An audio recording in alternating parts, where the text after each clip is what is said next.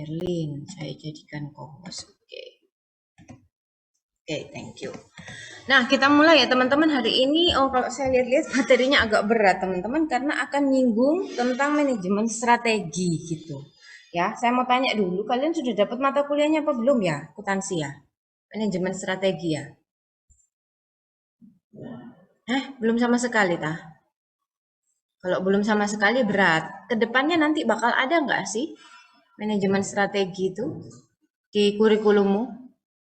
Saya nggak tahu kalau akuntansi belajar nggak. Ada nggak teman-teman? Nggak tahu juga ya. Nah, ini sudah mandi semua apa enggak sih?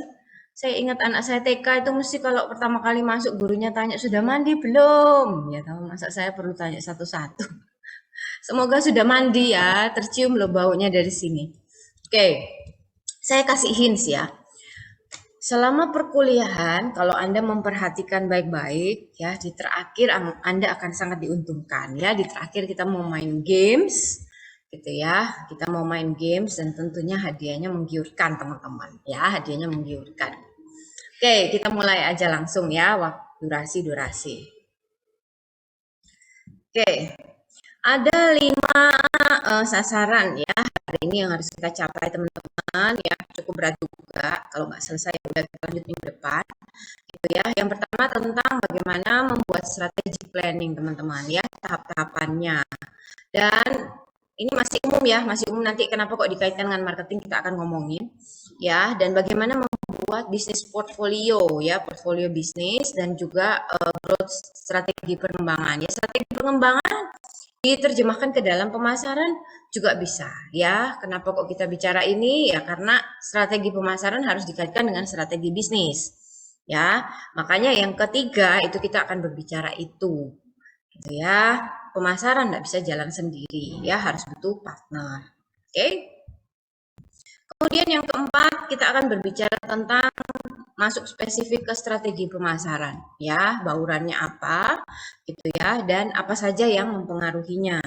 Yang terakhir ada tentang fungsi-fungsi ya dalam manajemen pemasaran, elemen-elemen yang diperlukan dalam perencanaan sekaligus bagaimana sampai ke evaluasinya ya. Kita akan berbicara yang terakhir itu. Teman-teman kalau ada pertanyaan langsung aja ya, bisa tulis di kolom chat atau mau pakai fitur raise hand ya di Zoom gitu ya, lebih enak. Oke. Kalau saya terlalu cepat mohon diinfo ya. Mulai dari yang pertama dulu ya teman-teman, kita akan bahas tentang strategi besarnya dulu. Ya. Belum masuk ke pemasaran teman-teman ya, strategi besarnya. Kenapa harus strategi besarnya teman-teman? Sekali lagi, seorang pemasar yang baik itu dia harus menentukan strategi sesuai dengan strategi perusahaannya. Jadi kalau ada yang tanya ya, Bu, strategi pemasaran saya benar apa salah? Salah dan benarnya itu tergantung dari perusahaannya mau apa gitu ya. Saya selalu kembalikan ke sana ya. Kalau misalnya ada apa bisnis owner yang tanya gitu ya, atau perusahaan yang tanya, saya selalu kembalikan ke sana ya. Kamu benar apa salah itu tergantung dari strategi perusahaannya gitu ya. Mau gimana? Sesuai apa enggak? Ya. Karena itu yang pertama kita akan bicara tentang ini. Oke, definisi dulu ya teman-teman, karena kalian belum dapat manajemen strategik, saya mulai dengan definisi dulu ya. Apa itu strategic planning? Process of developing and maintaining strategic fit. Intinya adalah bagaimana kita merencanakan strategi, tapi harus cocok, ya sekali lagi cocok sama tujuan organisasi. Itu ya, dan juga bukan tujuannya tok, tapi apa yang kita punya. Ya, nanti salah satunya pasti kalian udah tahu, nanti singgung sedikit masalah SWOT. Itu ya, strategic planning itu ya. Nah, bahaya teman-teman, yang bahaya adalah kalau perusahaannya itu nggak tahu organization goals-nya apa. Gitu ya. Jadi sekali lagi, waktu kalian nanti lulus ya dari Petra, kemudian kerja gitu ya, atau apapun yang kamu kerjakan gitu ya. Ingat baik-baik, seorang kalau jadi pemimpin itu kalian harus punya goal, ya tujuan, gitu ya. Mau dibawa kemana organisasinya, itu paling penting teman-teman. Itu ya, mari kita lihat. Karena dalam menentukan strategi ini ya, Dimulai dari level yang paling atas. Kalau saya mau gambarkan, aduh ini bisa gambar di sini apa enggak ya? Coba ya, sorry. Kalau saya mau gambarkan, teman-teman masih ingat, ini keluar nggak sih gambar saya yang jelek ini? Oh keluar ya. Masih ingat piramida ini ya? Nah, kalau kalian ingat dulu yang lulus pengantar bisnis, itu harusnya tahu piramida ini. Ini top level manajemen, ya, top. Sedangkan yang paling bawah itu adalah departemen ya, frontliner ya. Yang tengah itu ada yang namanya bisnis ya. Ini functional level, ini business level, ini top atau corporate ya. Nah, strategi itu disusun dari yang paling atas pasti ya, terus turun ke bawah gitu ya. Waktu perencanaan kalau dia mau tanya ke yang bawah-bawah boleh gitu ya, tapi tetap yang menentukan yang paling atas gitu ya. Makanya disebut corporate level, teman-teman. Ya. Nah, karena itu kalau di sini kita lihat gitu ya, apa, dimulai dari corporate level dulu, baru kemudian diturunkan ke dalam fungsi-fungsi, termasuk nanti HRD punya strategi sendiri, gitu ya, marketing punya strategi sendiri, produksi punya strategi sendiri, nanti kita akan ngomongin. Ya, saya kasih contoh nanti, tapi ya ini masih ngomongin ininya dulu ya, step-stepnya. Oke, kita bahas satu persatu ya teman-teman, ada 4 tahapan. Yang pertama, dalam yang paling tinggi, yang paling pertama dibuat adalah pasti ditanya dulu ya, kalau kalian buat bisnis, visi misinya apa, gitu kan? Mau visi misi sama dengan kamu tanya mau dibawa kemana perusahaan ini, gitu kan?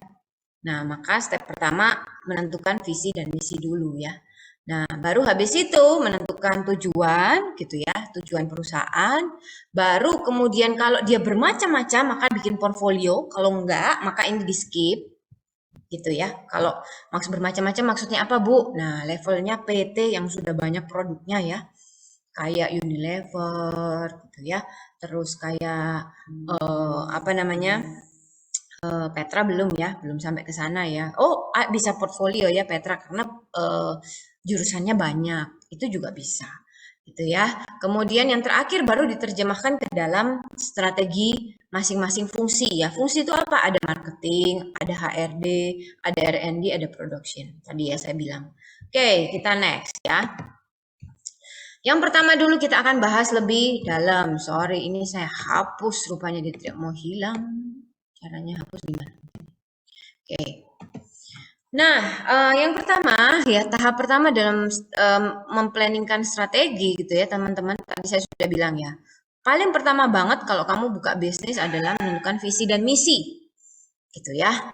Yang disebut dengan ada vision statement, ada mission statement. Kalau dalam textbookmu ini sebenarnya disampaikan sebenarnya kalau beberapa textbook ngomongnya visi ya. Kalau di sini rupanya dia ngomong mission gitu ya, mission ya, tujuan organisasi apa gitu ya, dan apa yang ingin dicapai ya. Contohnya ya kayak IBM itu ya, dia punya tujuan untuk let's build a smarter planet gitu ya, supaya dunia ini menjadi lebih smart gitu ya. Tahu lah ya IBM ini perusahaan apa ya, perusahaan apa teman-teman, ada yang bisa poin?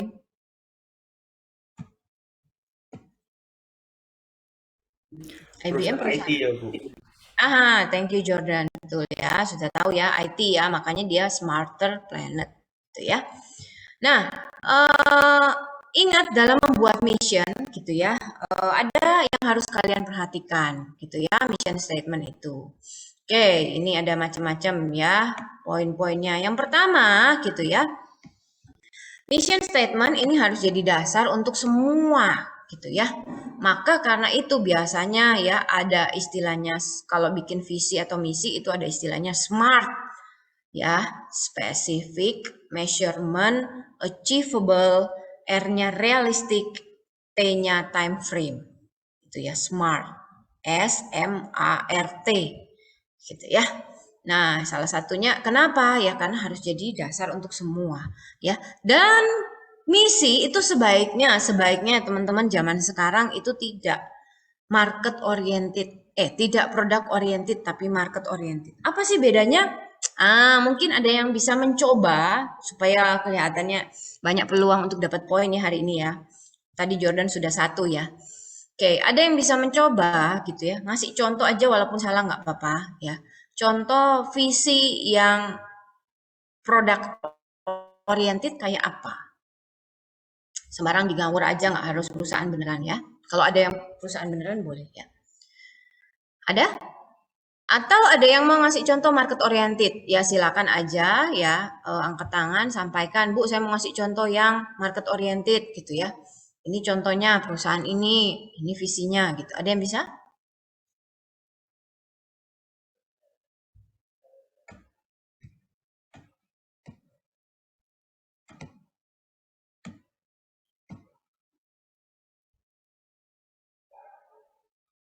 Udah?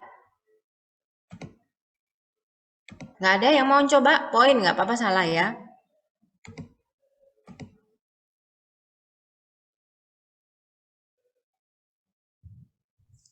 Vera, Natasha, Caroline ini mana orangnya?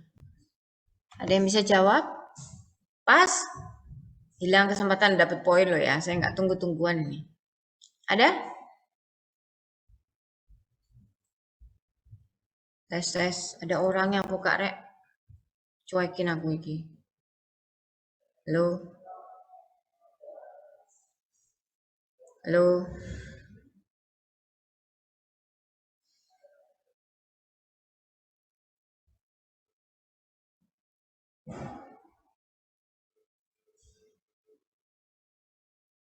Halo? Nggak ada? Oke. Nanti ya kita lihat contohnya yang market oriented dan product oriented kayak apa. Contoh ini ya teman-teman ya. Misalnya saya coba kasih contoh, sudah ada di chat nih ya. Puma market oriented gitu ya, Cynthia. Oke, Puma. Cynthia boleh jelaskan apa mission statementnya Puma ya?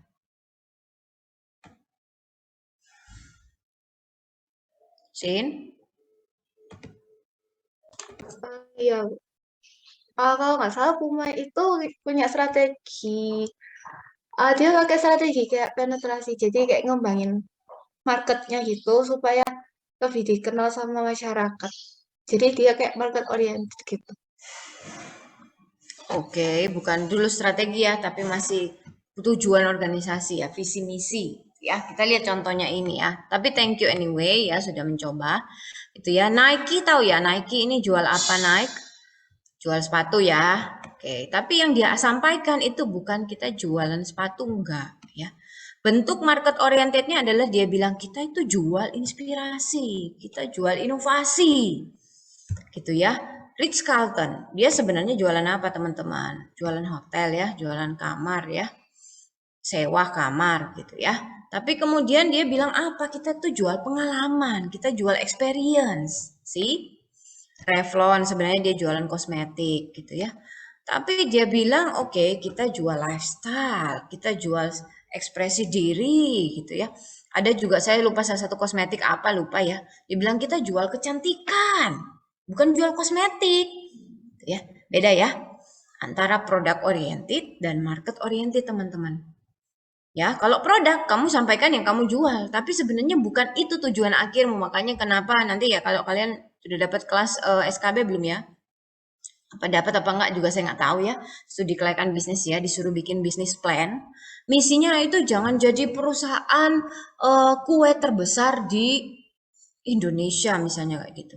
Itu produk oriented banget teman-teman. Kelihatan banget kalau kamu jual kue. Nah, sebenarnya dari jualan kue itu, misi yang mau kamu capai apa? Gitu ya. Nah, ini nih ya, teman-teman menarik ya, produk oriented dan market oriented. Oke, kita kembali lagi ke sini ya. Yang berikutnya, mission statement harus realistik dan spesifik, teman-teman. Realistis gitu ya, dan spesifik. Apakah mission statement satu saat bisa berubah, visinya bisa berubah? Bisa. Pertamina itu sudah lebih dari 3 kali rasanya berubah, teman-teman. Visinya. Ya, dan misi harus sesuai dengan lingkungannya. Makanya kenapa perlu perubahan ya kalau sudah nggak relevan ya. Gitu. Kemudian misi juga harus memotivasi gitu ya. Dan dari misi itu nanti diturunkan di dalam tujuan perusahaan dan strategi. Ya, saya nggak akan terlalu berlama-lama di sini ya teman-teman ya, karena ini harusnya bagiannya kelas manajemen strategi, gitu ya. Sebenarnya nanti kita masuk ke pemasarannya. Nah, yang kedua gitu ya, setelah visi misi jadi diturunkan ke dalam tujuan tadi ya, dalam tujuan ya. Tujuan bisnis gitu ya bisa macam-macam ya. Ini contohnya ya, bisa contohnya meningkatkan profit gitu ya, meningkatkan uh, loyalitas konsumen gitu ya. Kemudian meningkatkan inovasi gitu ya, misalnya ya, mengembangkan pasar gitu ya. Sedangkan marketing, nah marketing di dalamnya sendiri. Oh, target harus naik gitu ya. Gitu ya. Yang kedua berarti maka promosi gitu ya, efektivitas promosi harus ditingkatkan gitu ya, dan lain-lain ya. Jadi udah tahu ya, tahap yang kedua adalah menciptakan tujuan ya, objective and goals. Bedanya apa teman-teman? Kalau objektif biasanya lebih jangka pendek ya, kalau goals lebih jangka panjang gitu ya. Nah, ini contoh ya, ada mission statement dan bagaimana dia menurunkan ke dalam tujuan, teman-teman. Tahu Heinz ya? Perusahaan apa tahu? Udah ada gambarnya di sini. Perusahaan apa ini ya? Jualan apa? Saus tomat. Jordan. Bukan cuma saus tomat saja nih ya, ada yang tahu. Iya kan, produknya dia macam-macam ya. Salah satu lah ya saus tomat. Gitu. Ada yang tahu? Atau Jordan mau nambahin selain saus tomat dia jualan apa lagi ya? Saus barbecue kalau nggak salah. Ya saus-sausan lah ya, pokoknya dalam saus-sausan, saus sambal ya punya gitu kan. Nah, tujuannya adalah untuk apa teman-teman ya? Nah, misinya itu adalah ini ya, embrace nutrition and wellness mission ya, dari barang-barang dari bukan bahan baku gitu ya. Jadi makanya kenapa Heinz itu dia coba produk-produknya itu istilahnya lebih original ya, mungkin minim, saya nggak bilang nggak ada, tapi minim pewarna, minim bahan-bahan tambahan gitu ya. Dan dia sesuai dengan misinya itu ya, supaya nutrisi bahan bakunya tetap terjaga gitu ya, masih masih masih istilahnya pure lah ya, masih murni. Nah, bagaimana caranya kemudian dia mencapai misi visi ini gitu ya. Nah, ini dia ya. Ini Alin yang terlambat bagaimana caranya teman-teman? Ya, tentunya dia membangun gitu ya. Membangun gitu ya. Ini ya, superior product, taste, nutrition and convenience gitu ya. Bagaimana dia membangun makanan gitu ya, dalam hal kualitasnya harus bagus, rasanya harus sesuai gitu, saya nggak enak ngomong enaknya, bernutrisi dan juga nyaman gitu ya. Nyaman ini dari macam-macam segi ya teman-teman ya, dari lokasinya, makanya kita gampang nemuin hands gitu ya, dan lain-lain ya. Jadi ini cara dia menerjemahkan visinya gitu ya ke dalam objektif ya, ke dalam goals. Oke, sampai learning objektif 1 ya, strategic planning dan step-stepnya teman-teman ada pertanyaan? Belum ya? Oke. Gampang-gampang susah ya, karena masih dasar banget, kalau kita latihan suruh buat pusing nanti ya. Oke, kemudian masuk ke dalam tujuan pembelajaran yang kedua ya teman-teman, yang masuk ke step yang ketiga ya, tadi ya, strategic planning tahapan yang ketiga, yaitu setelah kamu bikin misi, turunkan misi jadi tujuan, maka kamu bikin portfolio bisnis ya. Bagaimana Bu portfolio bisnis itu? Mari kita lihat. Apa itu portfolio bisnis? Portfolio bisnis adalah koleksi ya teman-teman, dari macam-macam bisnis dan produk-produk yang company punya. Gitu ya. Nah, contoh tadi saya bilang ya, Heinz itu punya apa aja gitu ya produknya. Atau mungkin bisnis ya, Unilever tuh punya customer goods gitu ya, punya hair care, sampo maksudnya ya, entah itu sampo, conditionernya gitu ya, dan vitamin rambutnya gitu, hair care gitu ya. Terus ada lagi apa ya Unilever itu ya, silakan nanti lihat di websitenya dia, macam-macam ya jenis bisnisnya ya, itu namanya bisnis portfolio ya teman-teman, portfolio. Sama seperti saya bilang, oh Jordan punya portofolio ya, portofolionya Jordan apa, sama ini kamu koleksi Ikut pelatihan apa aja Jordan, mata kuliahnya apa, itu kan portofolio ya, CV ya, pengalaman kerja gitu ya. Sama ya kalau bisnis, portfolionya produk-produk yang dijual. Oke, bagaimana kemudian portofolio ini ya teman-teman, apa fungsinya? Nah, ini tentunya harus dianalisis ya untuk mengevaluasi bisnis, untuk mengevaluasi produknya supaya kalian bisa bikin strategi yang tepat sesuai dengan bisnisnya dan produknya. Duh, tambah bingung saya, Bu. Oke, kalau tambah bingung kita langsung next ya. Nah, dalam bisnis, portofolionya itu dibagi menjadi Strategic Business Unit atau SBU. Ada yang pernah dengar istilah ini, SBU? Strategic Business Unit. Adanya SPBU ya. Kalau SPBU tahu toh? Tahu ya? Oke. SPBU ya, tahu ya. Kalau ini SBU ya, Strategic Business Unit, teman-teman. Apa itu strategic business unit, Bu? Namanya strategic berarti strategi ya. Business unit gitu ya. Unit bisnis gitu ya.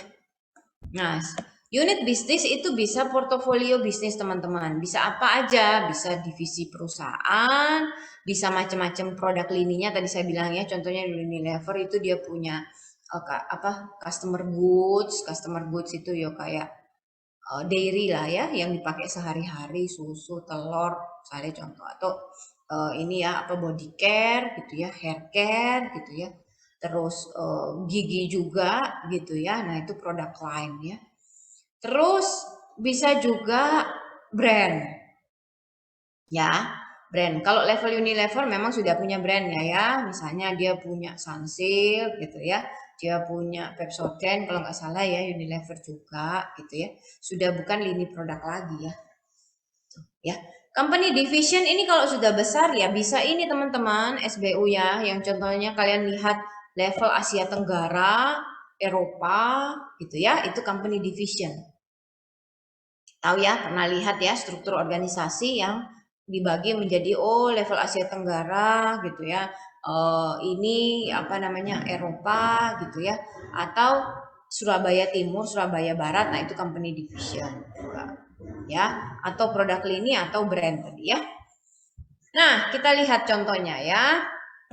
Bagaimana menganalisa kalau gitu teman-teman? Identifikasi dulu yang tadi ya, entah itu kamu punya divisi, entah itu kamu punya produk gitu ya. Baru kemudian coba dilihat masing-masing produk tersebut ya.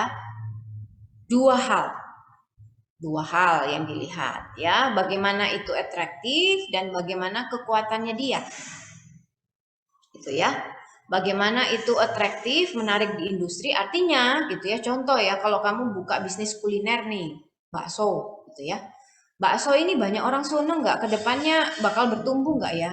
Nah, gitu ya. Kroffel misalnya sekarang yang lagi tren, sorry ya, contoh bisnis kuliner lagi ya. Kroffel sekarang misalnya yang lagi tren gitu ya. Kroffel kira-kira kedepannya bakal berkembang gimana ya? Apakah menurun gitu ya? Banyak yang lagi kepengen gitu ya, atau gimana atraktifnessnya? Gitu ya. Yang terakhir baru kemudian kira-kira dari level attractiveness-nya, strength-nya itu kira-kira strateginya mau apa gitu ya. Kamu mau kasih dana ke mereka seberapa banyak dukungannya. Itu ya, investasinya ke sana itu kira-kira mau dikasih seberapa banyak. Oke, contoh paling gampang langsung aja ya supaya gak bingung. Ibu Iki ngomong apa sih dari tadi ya toh. Nah, ada yang disebut membantu untuk menganalisa, itu ada yang disebut dengan ini ya, growth share matrix teman-teman. Ya, dengan mengukur, ini saya kasih hijau dan merah ya. Rate pertumbuhan pasarnya dan juga rate kira-kira dia posisi di pasar itu dia sudah kuat apa lemah. Gitu ya, dibandingkan pesaing-pesaingnya gitu ya. Kira-kira dia market share-nya gitu ya, istilahnya ya, banyak yang beli ke tempatnya dia atau ke pesaingnya. Saya coba pakai bahasa yang lebih sederhana ya. Soalnya jujurin teman-teman ini bahasa strategik semua ya. Kalau kamu nggak pernah tahu bisa kelimpungan ini belajar ini ya. Oke. Nah, salah satu metode yang paling terkenal teman-teman itu adalah BCG Matrix. Oke. Boston Consulting Group Matrix. Yang mengeluarkan siapa? Grup konsultannya Boston namanya, makanya namanya BCG. Ya, ada salah satu konsultan terbesar di dunia itu Boston, dia yang paling terkenal mengeluarkan metode ini, matriks ini ya. Langsung aja gambar supaya nggak bingung. Ini contohnya, ya. Dia bilang dalam memetakan, menganalisis portofolio bisnis ya SBU tadi, dia bagi menjadi 4 kuadran teman-teman. Ya, dilihat dari pasarnya, market share-nya, dan dilihat ini yang apa namanya? Sorry, pakai ini aja ya biar enak. Mana tadi ya?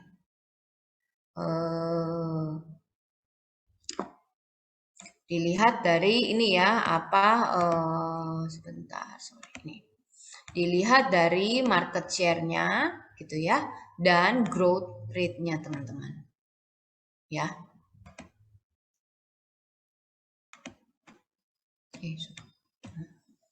Ya. Nah, kalau kalian lihat ini ya market share-nya dan growth rate-nya gitu ya. Kalau ini berarti rata-rata tadi ya di industri menarik atau enggak. Kalau market share apakah kamu itu pemain besar ya merajai atau enggak gitu ya, low atau high dan lain-lain. Nah, dari 4 itu kamu bisa dapat 4 kuadran di sini ya, teman-teman. Kalau misalnya gitu ya, pertumbuhannya itu kira ya peluang misalnya contoh si Crovel itu ya. Wah, karena rame tren gitu ya, maka growth rate-nya tinggi banget gitu ya. Orang pada atraktif banget gitu ya pasarnya gitu. Nah, maka dia termasuk star. Belum tentu ya antara star atau question mark, tergantung. Kamu jualan croffle kayak Dear Butter gitu ya atau croffle yang kecil-kecil. Kalau Dear Butter contohnya ya, contoh aja ya teman-teman ya. Dia sudah punya pasar yang besar karena banyak orang beli ke dia pokoknya croffle. Ya, maka dia masuk ke star. Ya, kalau misalnya kamu yang beli brandnya sedikit, maka masuk ke question mark. Artinya apa teman-teman? Nah, ini kalian sudah lihat ya. Ini kalau masuk ke star, question mark, cash cow dan dog itu bisa macam-macam bentuk strateginya. Ya. Ya apa sih? Saja nih. Kok ribut banget ya di sini? Kayak enak di kampus. Kalau perusahaan bisnis unit itu brand-brand yang masuk ke star itu biasanya strateginya adalah hold teman-teman. Ya, strategi hold itu ngapain gitu ya? Stability ya, mempertahankan karena dia itu pasarnya sudah bagus, dia juga sudah merajai pasar gitu ya. Sedangkan kalau question mark itu strateginya build, teman-teman. Ya, artinya apa? Banyak yang masih kepengen produk tersebut kayak Profil saya kasih contoh, tapi brandmu masih belum terkenal. Masih belum banyak orang yang tahu gitu ya. Masih belum banyak orang yang beli. Maka kamu coba invest ya, agak banyak ya, kasih dia duit supaya dia promosinya gencar gitu ya. Beli pakai endorsement lah, influencer muncul di macam-macam media supaya orang tahu dan kepengen beli. Itu ya, question mark. Sedangkan kalau di cash cow ini paling enak teman-teman ya. Kedepannya dia mungkin tidak terlalu bertumbuh tapi kemudian merajai pasar. Biasanya ada yang dinamakan strategi harvest. Harvest itu apa? Panen ya. Wes kamu duduk-duduk gitu ya. Tapi uang masuk terus ya karena tanpa kamu ngapa-ngapain dia sudah merajai pasar. Ya, siapa yang bisa ngasih contoh brand yang kayak apa yang kira-kira masuk ke cash cow ya? Duduk-duduk udah panen. Aqua. Oh iya, boleh ya. Ya, air mineral memang pertumbuhan ke depan oke lah masih stabil ya teman-teman. Tapi yang sekarang lagi in itu tahu nggak? Kalau minuman apa? Yang tadi kok yang dapat poin Jordan terus ya. Nanti Unique rekapnya hanya Jordan loh teman-teman. Tahu nggak brand apa yang lagi ini pertumbuhan? Oke, boba ya. Boba itu kemarin juga growth rate-nya tinggi banget ya, atraktif pasar ya. Nah, sekarang itu orang-orang lagi pada kesehatan teman-teman. Minuman-minuman isotonik, vitamin, ya. Nah, itu ke sana gitu ya. Pertumbuhannya Kesko. Nah, hati-hati kalau ada beberapa bisnis unit brand itu masuk ke dog, teman-teman. Ya, strateginya apa? Divest. Ya, divest ini apa? Dibuang. Ya, entah kamu jual ke perusahaan lain, ditutup gitu ya. Starbucks pun pernah tutup loh teman-teman, 1.000 lagi, nggak tanggung-tanggung dia nutupnya ya. Ya, itu ya. Kalau ke depan itu kelihatannya kurang atraktif, ya ditutup aja gitu ya. Nah, banyak lah ya. Saya nggak mau ulas terlalu banyak contoh di sini, itu ya, karena apa namanya? Ini harusnya bagian strategik ya. Nah, masalahnya teman-teman, ya tentunya setiap pendekatan ada kelebihan kelemahan ya. Kalau pakai BCG tadi ya, Boston Consulting Group Matrix tadi gitu ya, ada macam-macam kelemahannya. Yang pertama, lama teman-teman buatnya. Karena kamu harus survei pasar dulu, seberapa banyak dia punya market share ya, kompetitor punya berapa banyak, kita punya berapa banyak, baru kamu tentukan ya, market share-nya tinggi apa rendah. Kamu survei dulu seberapa atraktifnya prediksi ke depan, kira-kira banyak yang orang yang mau beli nggak macam produk kayak gini ya. Jadi time consuming, mahal karena tadi ya harus riset pasar. Berikutnya juga kamu susah mengidentifikasi gitu ya pasar-pasar yang bertumbuh itu. Kalau kamu tanya ke saya gitu ya, kira-kira yang ke atraktif dan tidak atraktif itu kategorinya gimana? Wah, subjektif banget teman-teman. Tadi contoh-contoh saya kan subjektif ya, bisa meleset juga gitu ya. Kemudian, nah kelemahan utamanya juga dia fokus kepada bisnis yang sekarang teman-teman ya, bukan bisnis yang masa yang akan datang. Nah itu kelemahan utamanya ya, strategi-strateginya dia ya. Nah ini 4 kelemahan dari pendekatan tadi. Kalau gitu gimana Bu? Nah kalau gitu ada pendekatan lain tapi tidak kita bahas di kelas ini. Ya toh. Nah, goal yang berikutnya, kalau sudah berbicara, oke kita sudah petakan gitu ya, bisnis portofolionya, sekarang so what? Bangun strategi teman-teman. Ya, strategi bisa strategi pertumbuhan, bisa strategi penciutan. Downsizing itu bahasa Indonesianya penciutan. Ya, pertumbuhan ada macam-macam strategi pertumbuhan teman-teman. Kamu kalau mau bertumbuh ya, contoh ada yang bisa bantu saya ya, poin gitu ya. Kalau kita mau mengembangkan bisnis, caranya gimana ya? Ada yang tahu? Kembangkan bisnis caranya gimana? Pakai bahasamu sendiri, nanti saya terjemahkan ke dalam bahasa strategi, nggak apa-apa. Dicoba-coba salah juga nggak apa-apa. Ada yang bisa?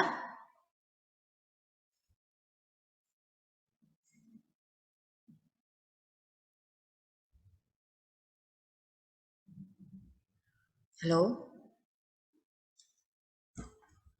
Di chat ada satu ya. Promosi, oke.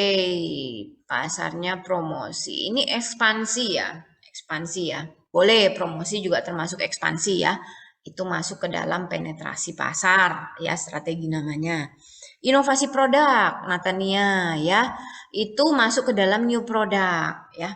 Oke, jadi produk ekspansi ya itu ada disebut dengan, aduh ini bahasa lain lagi teman-teman ya, unsolved matrix. Ya, kalau tadi matriks BCG, kalau ini unsolved matrix namanya ya, gridnya ini namanya unsolved. Sebentar, saya punya nggak di sini. Ini dia. Ya. Nah, kenapa disebut unsolved? Karena penemunya namanya unsolved. Enak tau?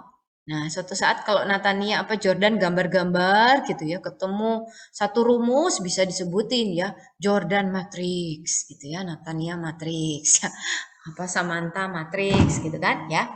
Nah, ini ya kurang lebih yang saya bilang ya. Bagaimana produk pertumbuhan, produk strategi pertumbuhan teman-teman sama.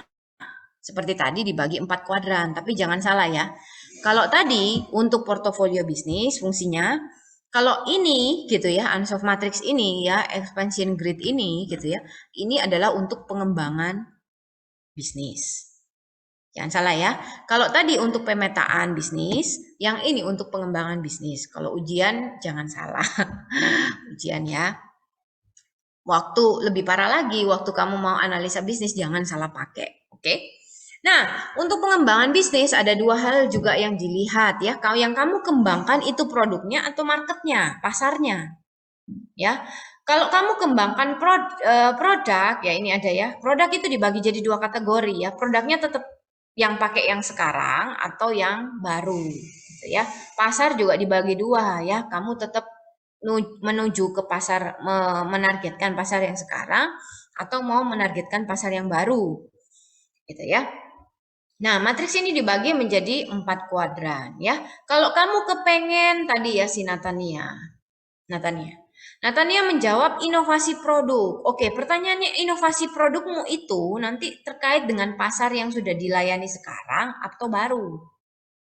Maksudnya apa sih Bu? Contoh ya, salah satu brand yang langsung pop up di kepala saya misalnya Greenly. Gitu ya.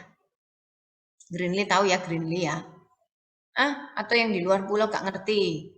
Ya ngomongin makanan aja ya teman-teman biar enak ya. Nah, Greenly gitu ya. Dia mau kembangkan gitu ya, produk yang sekarang gitu ya. Produk yang baru gitu ya atau yang dengan pasar yang lama apa baru. Contoh misalnya ya, kalau dia kembangkan yang baru-baru ini salah sih, itu bukan Greenly yo. Kecut Manis teman-teman ya. Dia tambah produknya baru ya, produknya baru gitu ya. Dia bikin nasi apa? Ada yang tahu nggak? Shirataki rice. Tahu ya, Shirataki bowl gitu ya. Dia kembangkan produknya baru. Pertanyaannya, Shirataki bowl ini untuk pasar yang lama atau pasar yang baru? Pasarnya tentunya lama apa baru teman-teman? Walaupun nggak tanya ownernya, kalian bisa menduga ya kalau dia bikin produk Shirataki bowl yang seperti yang sekarang, kira-kira ditujukan untuk pasarnya yang sama seperti pasar yang saladnya atau baru? Sama enggak? Jawab aja nggak apa-apa, tetap dapat poin ya.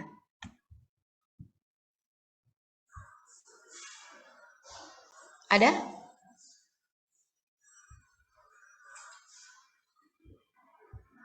Sama nggak ya?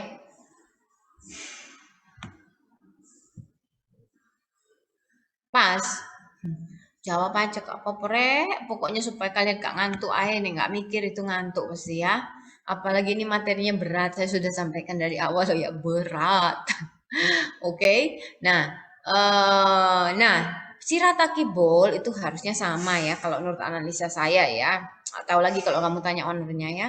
Sama pasarnya. Kenapa? Karena sama-sama merujuk ke pasar, satu orang Surabaya gitu ya, dua juga orang yang suka hidup sehat gitu ya. Shirataki kan identik banget gitu ya dengan hidup sehat, salad juga. Nah, maka yang ada adalah nanti matriksnya yang kuning ini teman-teman, namanya product development strategi. Dia mengeluarkan produk baru untuk pasar yang sama. Bagaimana kalau misalnya kecut manis kembangkan di daerah Sulawesi? Kembangkan ke daerah Sulawesi. Kalau dia tetap produknya sama, salad, maka masuk ke market development strategi teman-teman. Ya, bagaimana kalau dia nggak ngapa-ngapain tapi promosi? Tadi Sopo sih ngomong gitu ya. Sebentar. Siapa yang ngomong promosi tadi ya? Sina, siapa ya? Jessica ya. Kok DM semua everyone ya teman-teman? Everyone. Nah, apa tadi sih namanya? Nah, kalau dia promosi itu masuk ke market penetration strategi ya. Produknya sama, marketnya baru, tapi dia mau nambah orang yang beli, gitu ya. Menambah omsetnya itu market di penetration strategi, ya. Kemudian kalau misalnya dia itu Greenly ya masih kecut manis dan Greenly lah, wis pokoknya salad-salatan itu ya. Kalau misalnya suatu saat dia itu bikin produk rada melenceng teman-teman, minyak goreng sehat, maka masuk ke diversifikasi. Melenceng banget, bukan industri F&B itu, gitu ya, minyak goreng itu ya. Itu ya, bukan industri F&B maksudnya yang makanan siap saji ya, karena harus diolah lagi kan. Nah, itu masuk diversifikasi. Itu ya teman-teman, cara mengembangkan pasar ada 4 ini.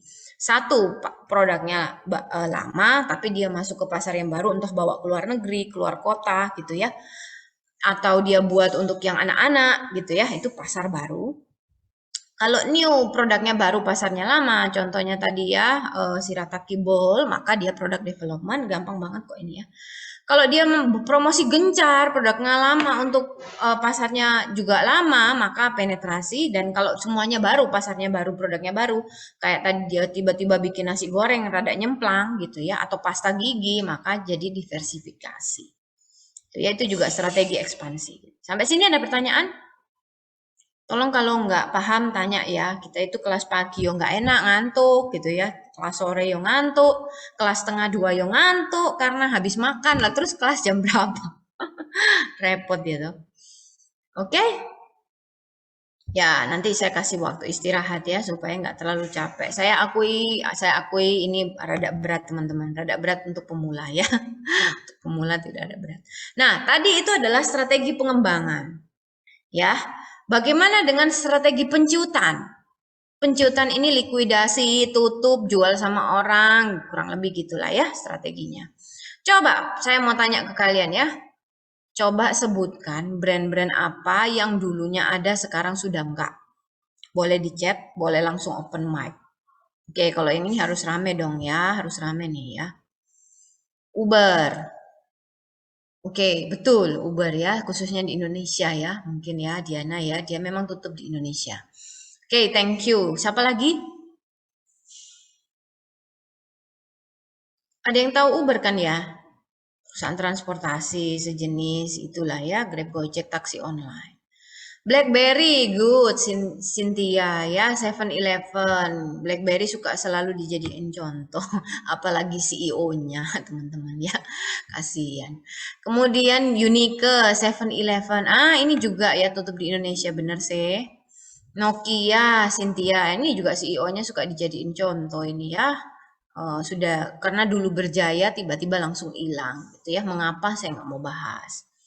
Teh Sariwangi bukannya masih ada tas Cynthia? Hah, kok sudah hilang? Brand yang dulu ada, sekarang sudah nggak ada. Sariwangi masa? Halo Sin? Sin?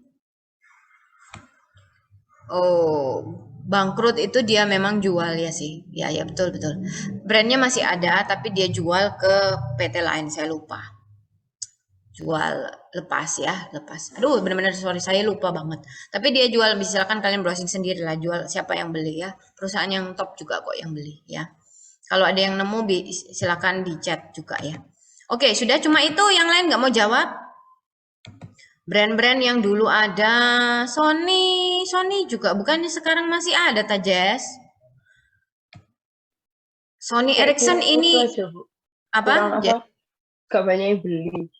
Oke, nggak banyak yang beli ya, menurun. Oke, tapi dia belum tutup ya, belum sampai downsizing ya, belum sampai downsizing ya, belum sampai penciutan, belum tutup. Michelle, ini Sony Ericsson itu project joint venture antara Sony and Ericsson. Jadi dua brand. Jadi ya wajar kalau dia itu cuman sebentar aja gitu ya, joint venture. Oke, Giant betul banget yang lagi hits kemarin sampai ada yang berburu 70%, 90% termasuk saya. Iya toh, mama-mama itu yang berburu. Nyonya Menir. Oh iya, itu juga dibeli ya. Dibeli sama siapa, Sin? Ada yang tahu, Sin? Terakhir Nyonya Menir memang dibeli ya. Dibeli sama itu ya, yang tolak angin tuh siapa? Uh, jadi tiba-tiba lupa ya saya. Oke, ada yang sudah jawab Giant. Jangan DM loh, nggak dapet poin loh ya. Yang tadi atas-atas ini kelihatannya DM ini terus gimana ini ya? Nggak dicatat poin sama Unika ini. Karena Unika nggak tahu siapa yang jawab. Oke, Kodak betul. Citos perasaan masih ada tapi mungkin dibeli juga ya. Lace ini dibeli Natania.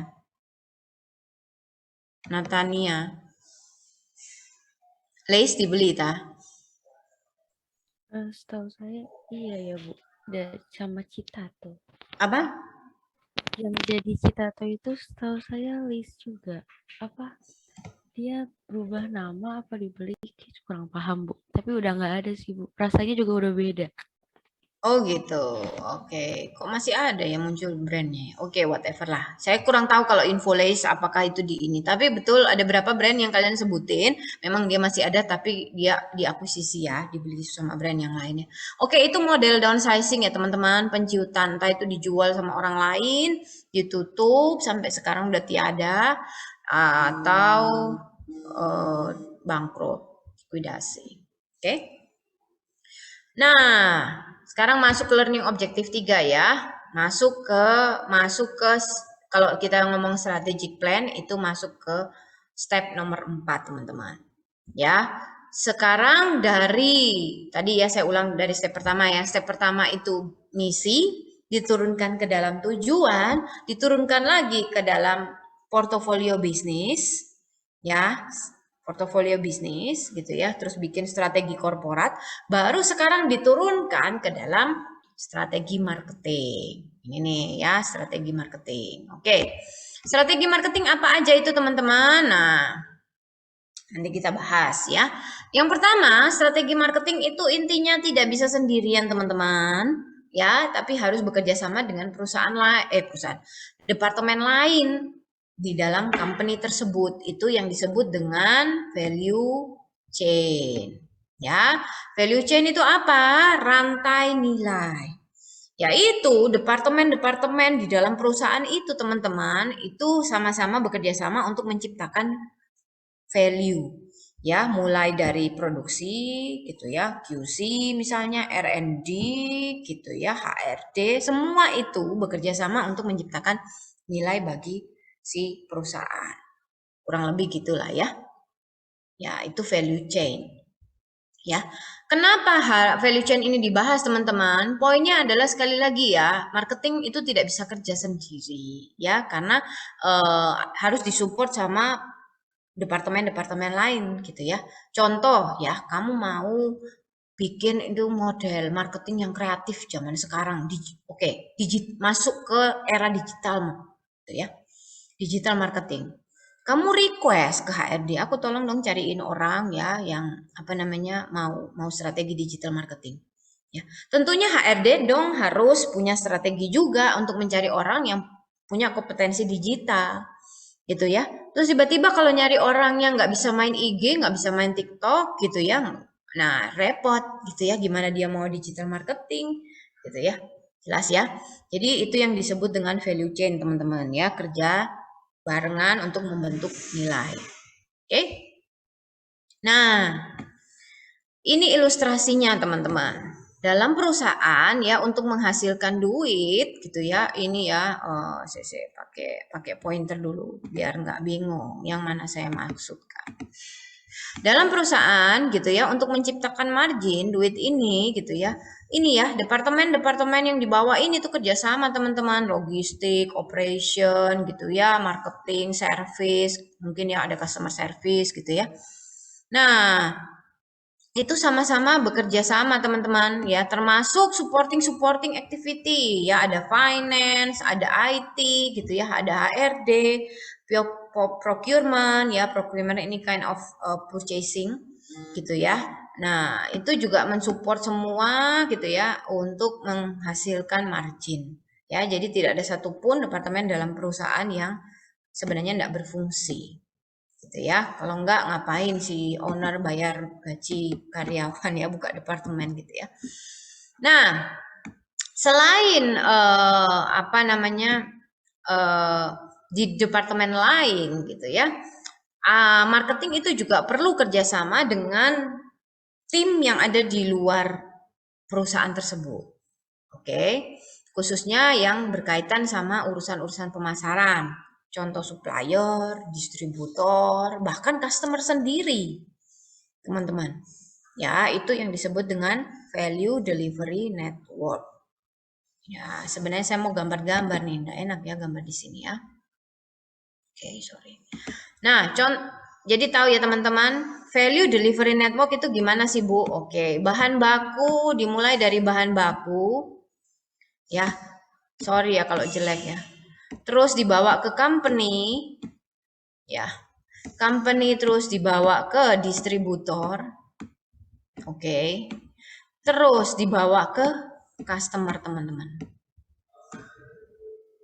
ya, ini distributor, kayak enak nulis pakai ini, supplier, ini company teman-teman.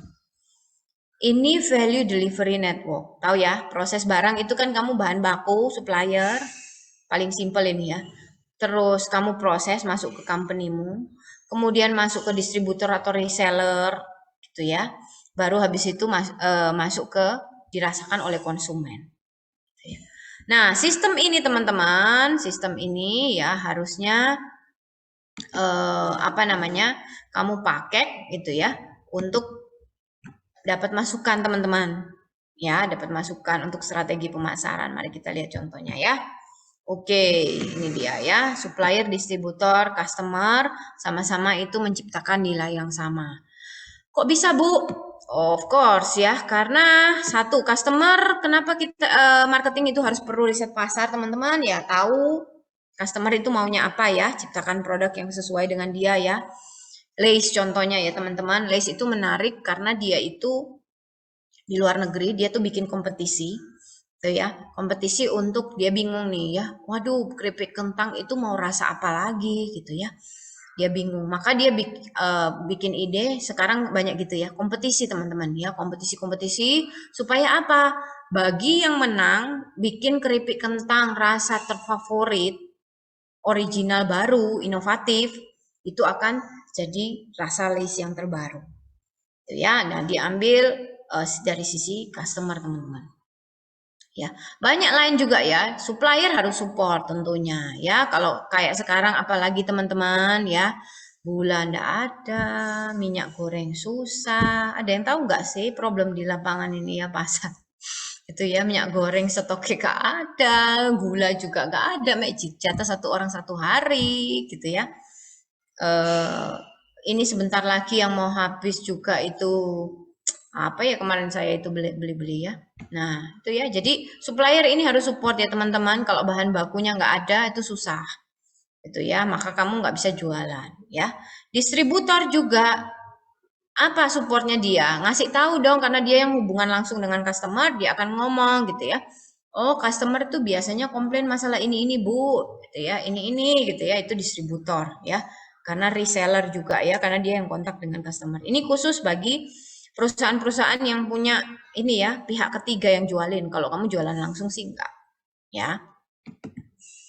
Nah, ini saya kasih contoh lebih spesifik teman-teman, dan dengan gambar supaya kamu nggak bosen. Value delivery network, dan mengapa itu penting untuk berpartner dengan yang lain-lain ya, selain di dalam departemen. Ini contohnya, kelihatan ya. Nah, enaknya kalau online gini nih loh ya. Kalau di kelas mungkin kamu nggak kelihatan karena tulisannya kecil-kecil. Ya, kamu bisa lihat ya sesame seed-nya burger gitu ya. Ini suppliernya dari mana, dia pakai apa gitu ya. Nah, ini tentunya banyak pihak yang terlibat untuk membuat satu burger ya, teman-teman. Ya, banyak pihak yang terlibat dalam membuat satu burger. Nah, ini butuh support ini, teman-teman ya, butuh support ya. Termasuk ini juga ya, data tentang apa namanya, ini ya, apa ingredients-nya ya, apa itu bahan-bahannya dari burger gitu ya. Oke, dijual di mana aja, value-nya berapa gitu ya. Ini contoh supplier ya, supplier bisa macam-macam. Ini masih satu produk teman-teman ya. Kalau kita ngomong dua produk lebih kompleks lagi nanti ya. Atau kita ngomong kemasannya gitu ya, belum lagi kita ngomong kalau kamu ada partner sama apa namanya, pihak ketiga yang akan bantu digital marketingnya, agensi ya, sosial media agensi. Nah itu ya, ada endorse gitu ya. Nah itu partnering banyak banget gitu ya. Oke. Yang hampir terakhir, kita akan masuk lebih spesifik lagi teman-teman, itu di marketing strategi dan marketing mix. Nah, supaya nggak capek, kelihatan teman-teman udah mulai capek ya, karena tadi buat teman-teman saya akui, yang 1 sampai 3 sangat berat, karena kalian belum pernah tahu, gitu ya. Kita mau istirahat dulu ya, break dulu, ngopi-ngopi, gitu ya. Ada yang jangan tidur lagi, nanti ketiduran beneran, gitu ya. Sampai jam berapa ini ya? Siapa ini? Unike enaknya. Unike, Sherlyn, enaknya jam berapa nih kita istirahatnya? Serah, Bu. Ya, 9.10 cukup ya teman-teman ya? Iya, 9 cukup. lebih 10 ya, biar nggak terlalu lama juga selesainya ya. Oke, kita kembali lagi jam 9.10 ya, titik 10. Istirahat 10 menit.